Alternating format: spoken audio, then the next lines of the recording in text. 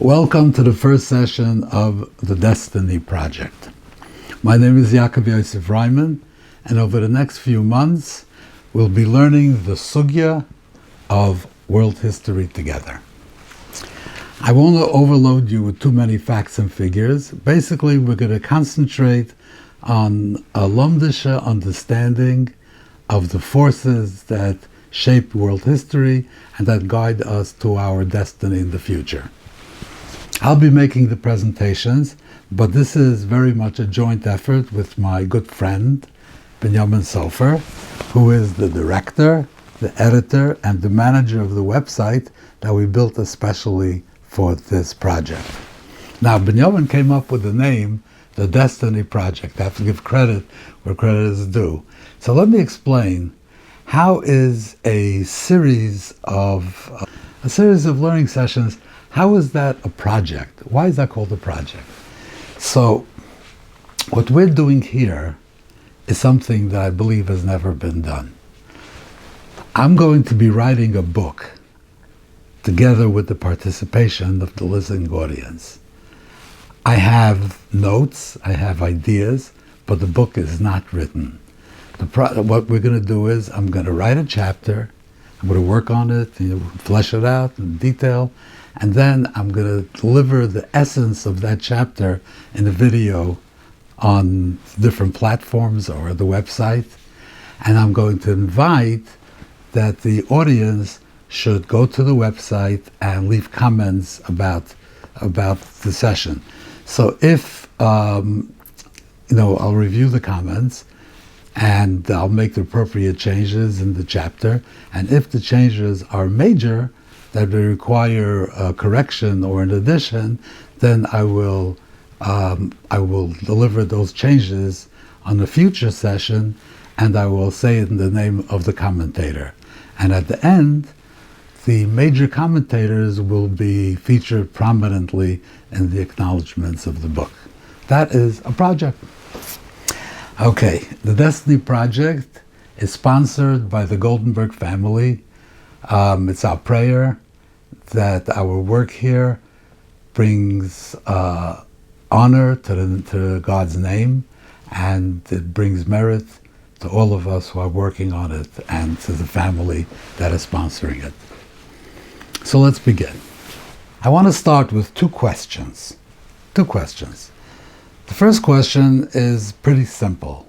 In the entire history of the world, to the best of our knowledge, your knowledge, what would you consider to be the best time ever? When was the condition of the world, of humankind, when was it the best in the history of the world?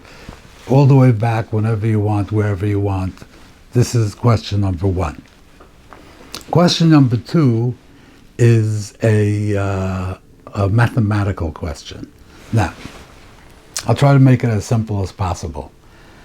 The equator of the Earth is 25,000 miles long.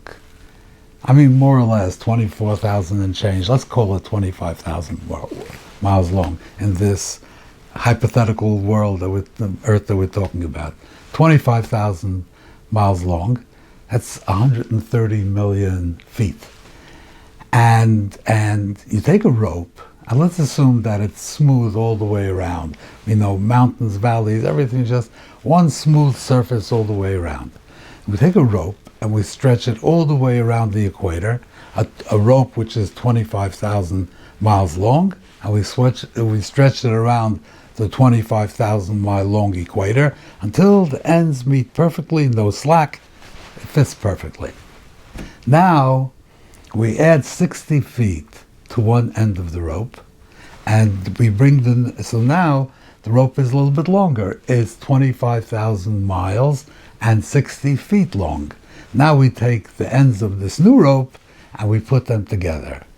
Now let's assume that there is no gravity and the rope floats free all the way around the world. How much off the ground will that rope be at every point all the way around the equator? This is the question. Okay, I'll repeat it a little bit later, just again, but this is the question. Okay. So, I'll let you think about these questions, and we'll come back to them at the next session. So I'll give you time. So let's talk about the study of world history. That's what we're doing here. We're going to study world history. What is the study of world history? What does it mean? Are we going to study every single thing that ever happened everywhere in the world? Is that the study of world history? I don't think so. The study of world history is to look at the entire history of the world as a whole and to figure out what drives it. What are the forces that propel the events of history that affect the entire globe? What are these forces? And that's how you that's what I think is the study of world history. So we have to find the events and the trends and the developments that affect the entire world. So what are these events? Where do we find these events? In 1962, there was a fierce war between China and India with many casualties. Was this an event that affected the entire world? So we'll come back to that. I want to suggest that there is a region in the world, a certain district area in the world, that what happens in that region affects the entire world. That region, I want to call that the Imperial Quadrant, because it projects its power to the entire globe. Now, let me show you a little map that I have over here, a little presentation. So, in modern times, these are the parameters of the Imperial Quadrant. It stretches from the Urals in the east till the Pacific Ocean in the west, from basically the Arctic Circle in the north and the Sahara Desert in the south. And this area encompasses Europe, North America, and the Middle East. This is the Imperial Quadrant, and this area projects its power over the entire globe. Now, what is power? There are two kinds of power. There's something called hard power and something called soft power. Hard power is military or economic domination. That's hard power. Soft power is culture and ideology.